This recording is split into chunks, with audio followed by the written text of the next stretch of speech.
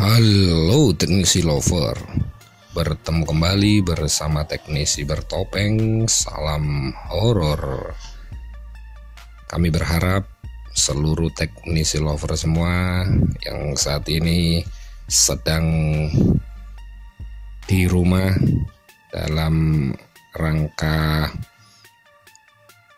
penanggulangan atau antisipasi virus yang merebak di seluruh Nusantara, mudah-mudahan tetap sehat dan gembira ria sambil beristirahat di rumah. Kali ini kita akan mencoba menganalisa, memperbaiki HP Samsung J5 yang kata empunya tidak bisa di charging, tidak masuk seperti kita lihat pada video ya. Kita menggunakan USB multitester di mana ampere tidak naik sama sekali, hanya 0,004 miliampere, sangat kecil sekali. Keadaan ini bisa saja terjadi karena banyak faktor. Kita tidak boleh buru-buru menyimpulkan atau memvonis apa yang rusak di HP dalam penanganan kita. Tapi kita harus pastikan dulu, satu persatu kita urut dari poin-poin yang paling mudah. Terlebih dahulu kita akan bongkar HP Samsung J5. Hati-hati dalam pembongkaran atau disassembly-nya. Pelan-pelan saja, tidak usah terburu-buru. Kita buka seluruh baut yang ada di belakang casing dari HP Samsung J5 kita. Kita bantu dengan blower hangat-hangat kuku agar lem yang berada di sekitar casing bisa nanti lunak dan mudah untuk kita tarik back covernya atau tulangan dari HP Samsung ini. Nah, seperti ini ya teknisi lover ya. Kita buka tutup tulang atau tutup belakang dari HP Samsung, lepaskan seluruh kamera-kamera atau soket-soket yang berada di atas PCB yang masih menancap. Lihat juga baut-baut mungkin masih dikunci dengan beberapa baut biasanya. Nah, ini mesin sudah terlepas dari bodi. Kita akan periksa satu persatu, kita cek, kita analisa mengapa HP Samsung atau materi kita kali ini tidak bisa kita charging.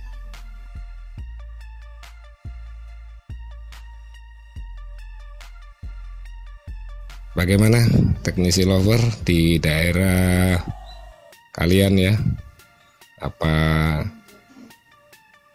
masih lockdown atau sepi-sepi atau bagaimana ya? Tetap semangat, tetap gembira.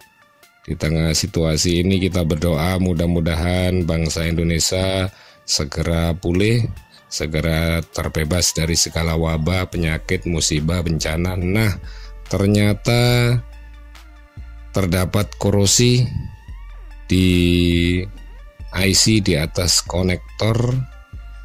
Kita harus bersihkan dengan alkohol ya, tidak hanya untuk tangan alkohol ini, untuk hand sanitizer, tapi juga bermanfaat sekali alkohol untuk membersihkan korosi-korosi yang ada di mesin PCB HP. Berbeda dengan thinner, cairan ini, nah ini yang saya gunakan ya, cairan pembersih PCB mereknya Mekanik.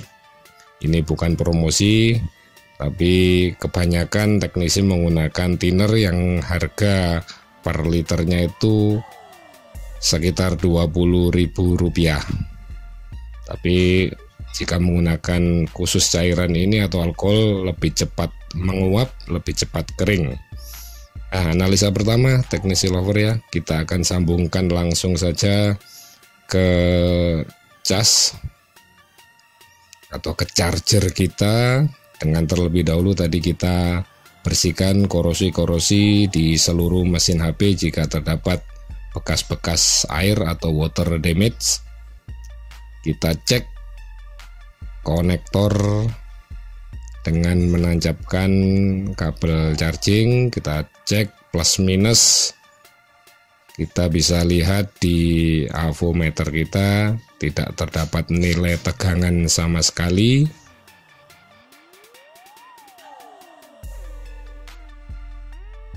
Ya, 000. Padahal seharusnya nilai kisaran voltase dari sebuah charging 4 sampai 5 volt. Nah, ini kita coba, mungkin chargernya yang bermasalah, kita coba ke charge ke HP yang lain. Ampere langsung naik 500 mA. Kita cek kembali di konektor baterai.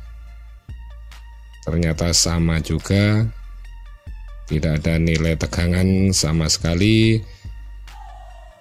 Berarti dengan kata lain, konektor harus kita ganti terlebih dahulu sebelum kita melangkah pada pengecekan selanjutnya. Nah, teknisi lover semua, dalam pelepasan sebuah konektor terdapat berbagai macam cara atau berbagai macam teknik yang bisa dilakukan, terserah mana yang menurut teknisi lover semua paling mudah, paling cepat, paling aman. Tapi saya biasanya menggunakan blower dalam pelepasan, karena mungkin bisa juga menggunakan bor atau hanya di solder. Di sini kita menggunakan blower dengan suhu sekitar 320 derajat dengan angin sekitar ya 20, tergantung dari blower masing-masing. Kita berikan fluke agar timah-timah semakin cepat meleleh, agar konektor juga semakin cepat kita angkat. Kita berikan panas di seluruh konektor ya. Setelah kita rasa seluruh timah nanti meleleh dengan rata, kita tinggal angkat saja. Nah, seperti itu ya. Kita akan sediakan nanti pengganti dari konektor kita dengan pengganti yang harus sama persis kaki-kakinya. Terlebih dahulu kita harus bersihkan sisa-sisa timah menggunakan solder wick agar bersih, tidak tertempel virus. Ya, kita harus bersihkan. Jika solder kurang panas, kita bisa bantu dengan blower. Dalam pembersihan ini seluruh lubang-lubangnya harus bersih, tidak lagi tertutup dengan timah. Lakukan dengan pelan-pelan dan hati-hati, konsentrasi, fokus agar jalur-jalur plus minus, jalur-jalur data dari konektor nanti tidak terangkat ya. Kebanyakan biasanya jalurnya ikut terangkat, akan menambah pekerjaan kita itu. Setelah kita rasa seluruh timah-timah sudah kita angkat atau sudah menempel di solder wick, kita bersihkan dengan cairan pembersih yang tadi sudah saya perlihatkan gambarnya. Cairan yang cepat menguap karena berbeda dengan thinner A spesial yang biasanya sering dulu saya gunakan, itu masih menyisakan residu-residu, masih menyisakan minyak-minyak yang berada di atas PCB. Kalau menggunakan cairan khusus bersih kinclong ya. Selanjutnya dalam tahap pemasangan konektor juga terdapat berbagai macam teknik atau berbagai macam cara, tergantung kebiasaan dari teknisi lover semua. Tapi menurut saya yang paling mudah dan paling cepat akan saya berikan timah pasta di seluruh lubang-lubang dan di seluruh kaki-kaki konektor. Nanti kita tinggal blower sampai timah itu meleleh, cukup seperti itu.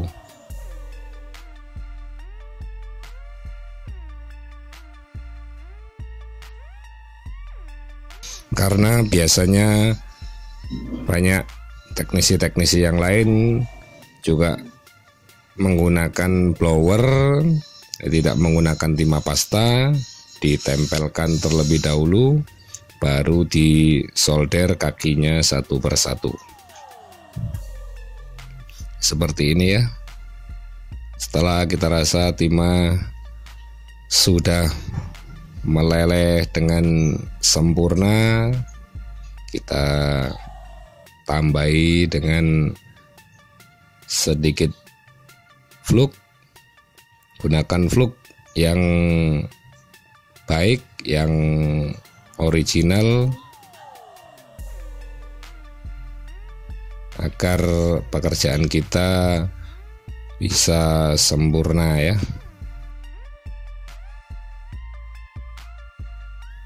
Nah, seperti ini ya teknisi lover. Ketika timah meleleh, menempel, itu akan sangat kuat melekat di konektor dan di PCB.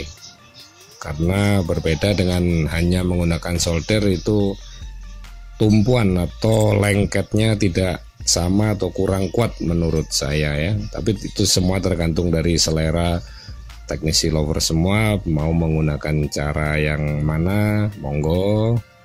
Yang penting jangan lupa bagi kalian yang belum subscribe, monggo silakan untuk klik tombol subscribe-nya. Iya, setelah pemasangan konektor sudah selesai, pekerjaan pertama kita berarti sudah selesai. Yang tadi tidak muncul tegangan, kita akan coba cek sekali lagi. Jika nanti tetap tidak muncul tegangan atau bagaimana, kita melangkah ke proses selanjutnya atau perbaikan berikutnya, yang mana biasanya terdapat masalah pada IC chargingnya atau jalur-jalurnya.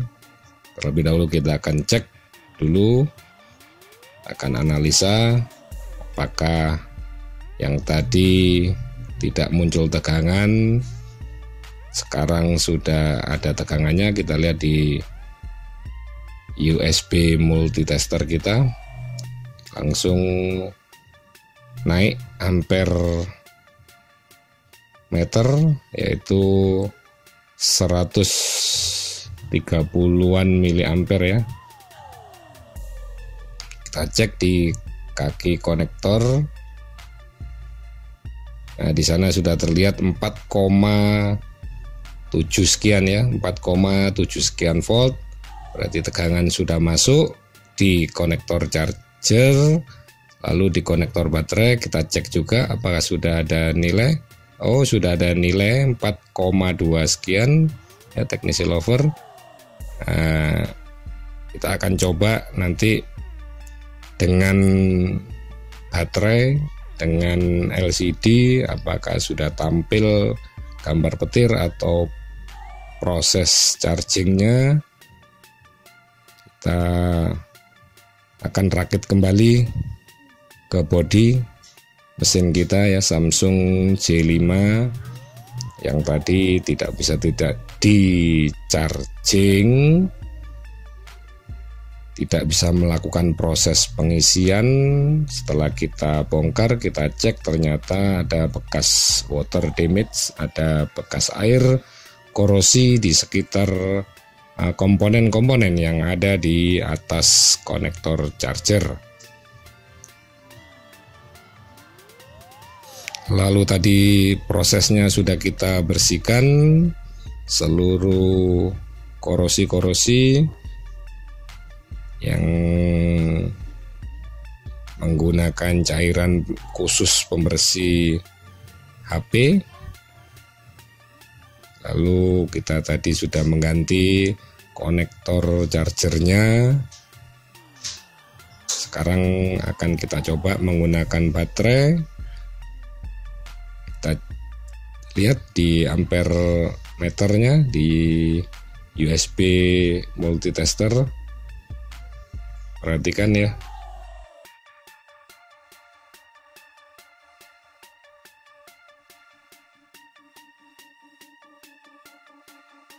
Ya, kita coba. Jika tadi kita ukur menggunakan atau tidak menggunakan baterai, tanpa baterai sudah ada nilai sekitar 150-an miliampere. Ketika menggunakan baterai sudah tampil nilai 337 miliampere, baru menunjukkan 16%, dan proses charging telah berjalan ya teknisi lover semua. Inilah nilai ampere dari proses pengisian Samsung J5 yang terjadi, 337 miliampere. Kita tunggu sejenak apakah proses pengisian sudah bisa berhasil atau menambah dari posisi bar. Ya, kita lihat dari 16%, setelah kita tunggu beberapa saat langsung naik menjadi 17%. Berarti proses perbaikan atau misi kita kali ini sudah berhasil ya, tidak melangkah ke perbaikan berikutnya, hanya tadi mengganti konektor charger saja. Oke, teknisi lover semua, terima kasih sudah menonton video-video dari teknisi bertopeng. Tetap jaga kesehatan, jaga kebersihan. Kita ikuti anjuran-anjuran dari pemerintah. Mudah-mudahan bangsa Indonesia tetap jaya. Salam horor.